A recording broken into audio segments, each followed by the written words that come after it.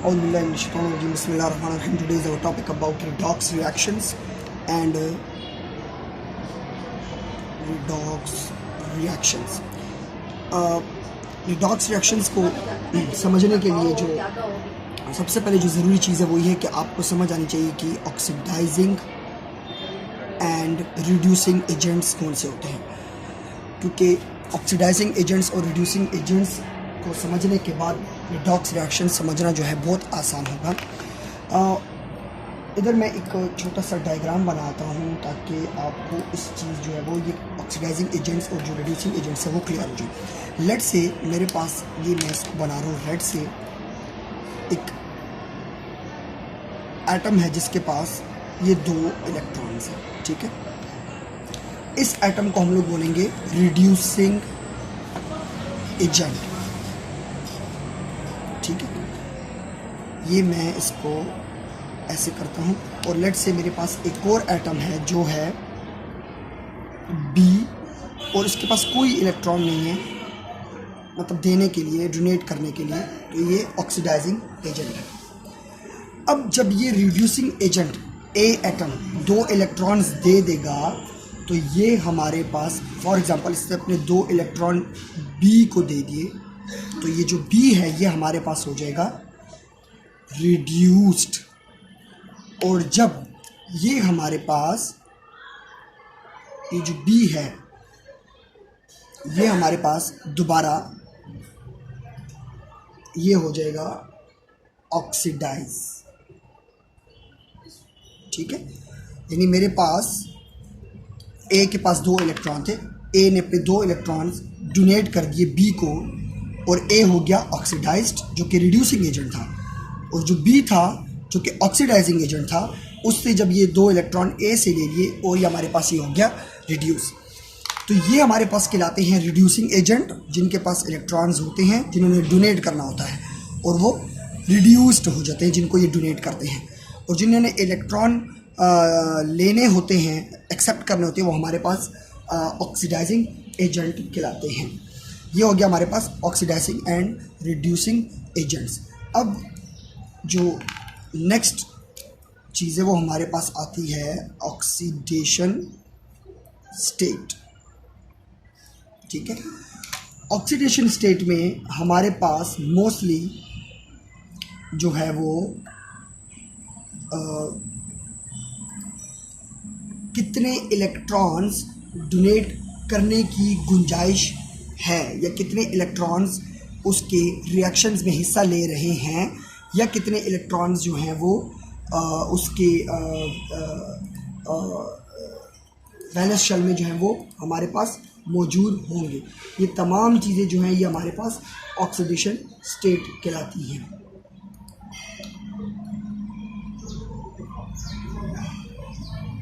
तो oxidation states को मालूम करने के लिए बहुत सिंपल है, मैं आपके सामने एक एग्जांपल लिखता हूँ और लेट से मेरे पास एक एग्जांपल है, बहुत सिंपल सी एग्जांपल है ये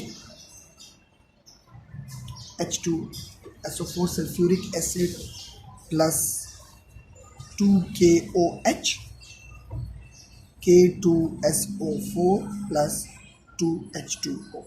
sulphuric acid plus potassium hydroxide और पोटेशियम सल्फेट प्लस वाटर, ये मेरे पास एसिड एंड बेस का एक रिएक्शन है। अब इसके अंदर मैं आपको समझाऊंगा कि ऑक्सीडेशन स्टेट्स को हम किस तरीके से फाइंड आउट करते हैं। बहुत सिंपल, बहुत इजी है। देखिए हाइड्रोजन मेरे पास यहाँ पे 2 हैं, एक की 1 वैलेंसी होती है, दूसरे की भी 1 है, तो मेरे पास टोटल जो हाइड्रोजन हो जाएंगे वो हो जाएंगे 2, ठीक है जी। अब लेट्स से फॉर एग्जांपल हमें पता है कि मेरे पास ऑक्सीजन के जो हैं वो -2 यानी कि 2 इलेक्ट्रॉन्स इसके पास होते हैं, यानी कि इसकी वैलेंसी हमारे पास -2 होती है, तो ये हमारे पास 4 ऑक्सीजन है, तो -2 × 4, तो यह हमारे पास हो जाएगा टोटल 8, ठीक है, -8। सल्फर का चूँकि हमारे पास नहीं है पता, तो लिहाजा हम इसको, इस कंपाउंड को, इस पूरे सल्फ्यूरिक एसिड को बैलेंस करने के लिए हम लोग ऑक्सीडेशन स्टेट, हमेशा याद रखिएगा कि ऑक्सीडेशन स्टेट किसी कंपाउंड का जो होता है वो हमारे पास ज़ीरो के बराबर होता है, ज़ीरो को इक्वल होता है। अगर किसी का आपको नहीं पता तो जो पता है आप वो कैलकुलेट करके, और जो नहीं पता वो ऑटोमेटिकली सामने आ जाएगा। यानी हमने -8 बराबर करना है, +2 यहाँ पे हो गया, ऑटोमेटिकली जो सल्फ़र है उसकी जो ऑक्सीडेशन स्टेट हो जाएगी वो हमारे पास क्या हो जाएगी, 6 हो जाएगी। तो 2 + 6 + 8 और ये -8, तो ये जो हमारे पास टोटल आ जाएगा वो हमारे पास आ जाएगा ये 0। ठीक है, इसकी ऑक्सीडेशन स्टेट जो है वो H2SO4 की हमारे पास टोटल आ जाएगी 0। अब आ जाए पोटाशियम पे। पोटाशियम की जो ऑक्सीडेशन स्टेट है हमारे पास, क्योंकि ये ग्रुप 1 का है तो ये हमारे पास इसकी जो ऑक्सीडेशन स्टेट है वो हमारे पास होती है +1। ठीक है, और जो ऑक्सीजन है जैसे मैं यहाँ पे लिख चुका हूँ पहले, उसकी हमारे पास होती है -2। और हाइड्रोजन वो भी चूँकि ग्रुप 1 है तो हमारे पास इसकी जो ऑक्सीडेशन स्टेट होती है वो होती है +1। ठीक है, अब देखें +1 +1 +2 और ये ऑक्सीजन -2, तो ये भी हमारे पास जब आप इसको टोटल करेंगे तो ये भी हमारे पास क्या आ जाएगा, यह भी आ जाएगा 0। ठीक है, इसका मतलब आपकी ऑक्सीडेशन स्टेट सही तरीके से जा रही है। सल्फ्यूरिक एसिड और पोटेशियम हाइड्रोक्साइड चूँकि कंपाउंड है उसमें आपकी ऑक्सीडेशन स्टेट 0 के बराबर होनी चाहिए, वरना तो आपने सही तरीके से ऑक्सीडेशन स्टेट्स कैलकुलेट की। और ये मैं बात कर रहा हूँ इन द रिएक्टेंट्स के अंदर आपने ये देखना है, क्योंकि कंपाउंड्स के अंदर जो है वो ऑब्वियसली चेंज होगी। क्यों चेंज होगी वो भी आपको मैं बताऊँगा। अगर आपकी जहन में सवाल आ रहा है कि ये 2 किधर चला गया, देन इस 2 का जो है वो कोई ऐसा सच मकसद नहीं हो सकता। यानी अगर आप कैलकुलेट कर भी लें या नहीं भी करें तो इससे कोई फ़र्क नहीं पड़ेगा, बिकॉज 1 × 2 ये हमारे पास 2 हो जाएगा। ठीक है, 1 × 2 ये भी हमारे पास 2 हो जाएगा। ठीक है, और -2 × 2 ये हमारे पास -4 हो जाएगा। तो ये जो 2 है इसको आप आइदर मल्टीप्लाई करें या ना करें, इससे हमारे रिजल्ट्स के ऊपर कोई असर ख़ास नहीं आने वाला। अच्छा जी, अब आप प्रोडक्ट की साइड पे आ जाए। प्रोडक्ट में हमारे पास देखें तो हमारे पास यहाँ पे ये है इसको मैं अगेन जो है वो ग्रीन से लिख लूँ ताकि समझ में आता रहे। +1 पोटाशियम का था × 2, तो टोटल हमारे पास आ जाएगा 2। ठीक है जी, और ऑक्सीजन का अगर मैं लूँ, चूँकि ये -2 है तो -2 × 4, तो ये हमारे पास आ जाएगा -8। ठीक है, बीच में हमारे पास सल्फ़र रह गया तो सल्फ़र अगेन हमारे पास +2 है, -8 है, हमने उसको बराबर करना है। -8 तक हमने इसको लेकर आना है, तो इसका ज़ाहिरी बात है इसका लाजमन हमारे पास 6 ही ऑक्सीडेशन स्टेट होगा। तो जब ये 6 हो जाएगा तो ये हमारे पास ये हो गया +6। ये मैं साइंस लगा लेता हूँ ताकि आपको और भी क्लियर हो जाए ये। ठीक है, मैं इसको साइन कर लेता हूँ ताकि ये चीज़ क्लियर होती जाए। तो देखिए +2 +6 +8 और +8 -8 हमारे पास कैंसिल हो जाएगा, तो हमारे पास ये इसकी जो टोटल ऑक्सीडेशन स्टेट है वो भी आ गई 0। ठीक है, अब लास्ट वन को अगर हम देखें तो ये भी हमारे पास हाइड्रोजन की चूँकि +1 है, तो +1 × 2 +2 और 2 2s हमारे पास हो जाएगा 4। ठीक है, चले मैं मल्टीप्लाई कर रहा हूँ, अगर आप ना भी करें तो इससे कोई फ़र्क नहीं पड़ता, जैसे कि मैं पोटाशियम सल्फेट का आपको समझा सकूँ। ऑक्सीजन की हम देखें, अगर ये हमारे पास -2 है तो -2 × 2 हमारे पास -4 हो जाएगा। ठीक है, तो ये हमारे पास जब टोटल हम इसको करेंगे तो ये चीज़ हमारे पास आ जाएगी 0 के बराबर। तो आपने ये देखें कि ये हमारे पास सारी चीज़ें जो हैं ये 0 ये 0 ये 0 ये 0, इस तरीके से हम ऑक्सीडेशन स्टेट जो है वो मालूम करते हैं और हमें पता लगता है कि किसकी ऑक्सीडेशन स्टेट क्या है, कितने इलेक्ट्रॉन्स इसके रिएक्शंस के अंदर जो है वो जाना चाहते हैं या नहीं जाना चाहते। अब इसमें अगर आप देखा जाए तो ये इस एग्जांपल के ऊपर मैं बाद में आऊँगा, हम आगे चलते हैं कि अब हाउ टू, ये मैंने यहाँ पे आपको बता दिया हो रिडॉक्स रिएक्शंस क्या होते हैं। उसके अंदर मैंने आपको पहले बताया कि ऑक्सीडाइजिंग एजेंट और रिड्यूसिंग एजेंट को समझना ज़रूरी है, और ऑक्सीडाइजिंग एजेंट के लिए पहले ऑक्सीडेशन स्टेट को समझना जो है वो ज़रूरी है। अब मैं आपको ये बताना चाह रहा हूँ कि अब रिडॉक्स रिएक्शन को अकॉर्डिंग टू ओ लेवल्स, जो उसके अंदर हमारे पास पास्ट पेपर्स के अंदर जो क्वेश्चंस हैं कि how to identify redox reactions. ठीक है, एंड हमें कैसे पता लगेगा दैट ऑक्सीडेशन हुई है या रिडक्शन हुई है। This is important. एक रिएक्शन के अंदर हम लोग किस तरीके से पता लगाएंगे कि आइदर ऑक्सीडेशन हुई है या रिडक्शन हुई है। उसके लिए आपको ज़रूरी है कि मैं सबसे पहले आपको थोड़े से जो है वो रूल्स बता दूं कि हमारे पास रूल्स क्या होंगे oxidation reduction oxidation redox reaction को फाइंड करने के लिए हमारे पास रूल क्या। रूल नंबर 1 इसका ये है कि आपने सबसे पहले ऑक्सीडेशन स्टेट देना है अपने तमाम के तमाम जो मेंबर्स हैं रिएक्शंस के अंदर, जितने भी मेंबर्स आ रहे हैं उनको। फिर आपने कंपेयर करना है ऑक्सीडेशन स्टेट को रिएक्टेंट को किसके साथ, प्रोडक्ट के साथ, ठीक है। फिर तीसरे नंबर पे आपको देखना है कि अगर ऑक्सीडेशन नंबर इंक्रीज हुआ है तो ये होगा ऑक्सीडेशन स्टेट। सॉरी, अगर फॉर एग्जांपल वो नंबर +3 से होके चला गया है +4 +5 +6 पे, यानी इंक्रीज हो रहा है, तो मतलब ऑक्सीडाइज हुआ है और ये हमारे पास ऑक्सीडेशन हुआ है, सॉरी ऑक्सीडेशन, ठीक है, ऑक्सीडेशन हुई है उस नंबर के अंदर। और अगर हमारे पास वो नंबर डिक्रीज हुआ है तो हम ये कहेंगे कि हमारे पास रिडक्शन हुई है। ये दोनों किसके लिए यूज होंगी, ये दोनों जब यूज होंगे जब हमारे पास ऑक्सीडेशन स्टेट के अंदर स्टेट नंबर के अंदर इंक्रीज या डिक्रीज आएगा। यानी कि अगर ऑक्सीडेशन स्टेट नंबर के अंदर इंक्रीज या डिक्रीज आएगा तो हमें पता लगेगा कि वो इंक्रीज हो रहे हैं या डिक्रीज हो रहे हैं, रिडक्शन हो रही है या ऑक्सीडेशन हो रही है। अब फॉर एग्जांपल मैं इसमें आप लोगों को एक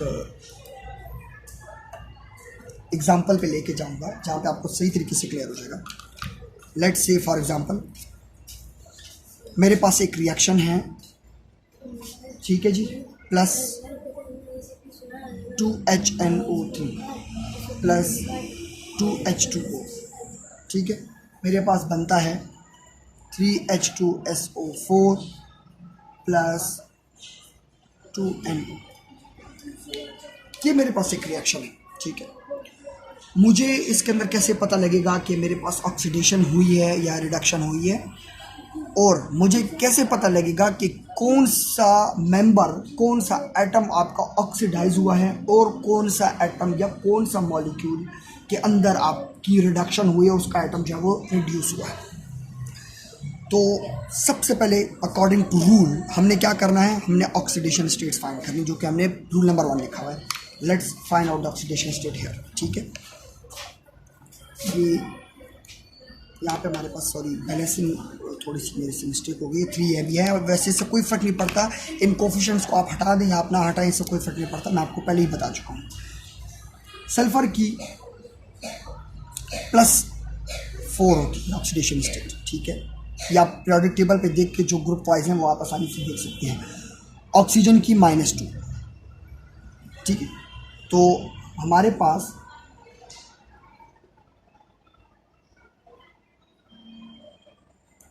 सॉरी ये यहाँ पे ऑक्सीजन, ठीक है। तो -2 2s are -4, यहाँ पे इसकी, यानी हमारे पास यहाँ पे ये हो गया 0, ठीक है। अगले के अगर हम चलते हैं, हाइड्रोजन की +1, नाइट्रोजन की +5 और ऑक्सीजन की चूँकि -2 होती है तो ये हमारे पास हो जाएगा -2 3s are 6, तो +1 +5 +6 और ये हमारे पास -6 है, तो ये भी हमारे पास हो जाएगा 0, ठीक है।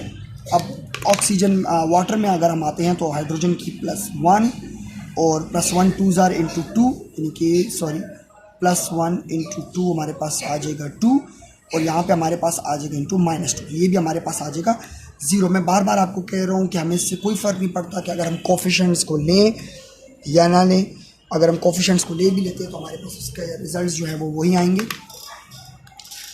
अब आप इसका प्रोडक्ट को देखें, अगर मैं इसके प्रोडक्ट्स को कैलकुलेट करूं, +1 into 2 +2, -2 into 4 -8 और सल्फ़र हमारे पास आ जाएगा 6, ठीक है। और नाइट्रोजन में हमारे पास, क्योंकि ये -2 होगा तो ये -2, तो नाइट्रोजन हमारे पास +2 होगा, ताकि हमारे पास, हमने इसको बराबर कर देना है, 0 के बराबर करना है। ये भी 0 हो जाएगा, फिर ये भी 0 हो जाएगा।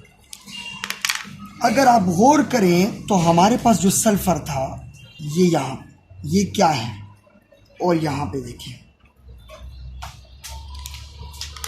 सल्फ़र हमारे पास +4 से चेंज हो गया है +6 के अंदर, ठीक है। यहाँ पे सल्फ़र था +4, जबकि यहाँ पे आ चुका है +6। तो इसका मतलब ये है कि सल्फ़र डाइऑक्साइड में जो ऑक्सीडेशन स्टेट है वो +4 से जा चुकी है +6 तक। इसका मतलब है कि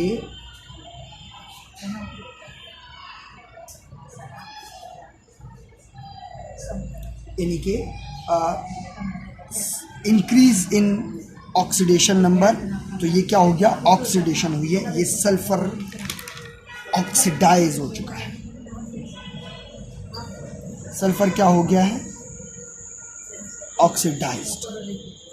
रिडक्शन नंबर में देखें तो रिडक्शन में अगर मैं यहाँ पे ये देखूँ नाइट्रोजन को, ये +5 था और यहाँ पे आ चुका है +2 में, तो जो मेरे पास नाइट्रोजन है रिड्यूस्ड हुआ है, नाइट्रोजन जो है वो रिड्यूस्ड हुआ है। तो मैंने आपको ऊपर बता चुका था कि जो ऑक्सीडेशन स्टेट है अगर वो इंक्रीज़ हो रही है, जो कि यहाँ पे देखिए +4 से +6 पे चली गई, तो ये ऑक्सीडाइज हुआ है। और जो नाइट्रोजन स्टेट है वो हमारे पास डिक्रीज़ हुई है, यानी कि +5 से हमारे पास +2 पे आ चुकी है, तो ये हमारे पास रिड्यूस्ड हुआ है। तो ये रिएक्शन आपके पास रिडॉक्स रिएक्शन है, जिसके अंदर ऑक्सीडेशन भी हुई है, इसके अंदर रिडक्शन भी हुई है। एक ऑक्सीडाइज हो रहा है और दूसरा रिड्यूस हो रहा है, जबकि जो ये रिएक्शन था ये हमारे पास रिडॉक्स रिएक्शन नहीं था, क्योंकि इसके अंदर तमाम जो एलिमेंट्स थे उनके अंदर कोई चेंज नहीं आ रहा था। सल्फ़र +6, यहाँ पे भी +6, hydrogen 2, oxygen 8, potassium 2, potassium 2, hydrogen का भी वही था 2, और कोई चेंज हमारे पास नहीं आ रहा था किसी भी एटम के अंदर। आप बिल्कुल अगर आपने नोट किया हुआ है तो आप देख ले चुके होंगे। जबकि यहाँ पे हमारे पास इन रिएक्शंस के अंदर जो है वो चेंज आया। तो जो ऑक्सीडेशन या जो रिडक्शन होती है उसको आइडेंटिफाई करने का हमारे पास ये एक ज़बरदस्त मेथड है। सिर्फ ये 4 पॉइंट्स आपको याद रखने पड़ते हैं और इन 4 पॉइंट्स की बिना पे आप आसानी से ऑक्सीडेशन रिडक्शन को फाइंड आउट कर सकते हैं। कोई भी क्वेश्चन हो आप नीचे कमेंट कर सकते हैं। Thank you very much. अल्लाह हाफिज़।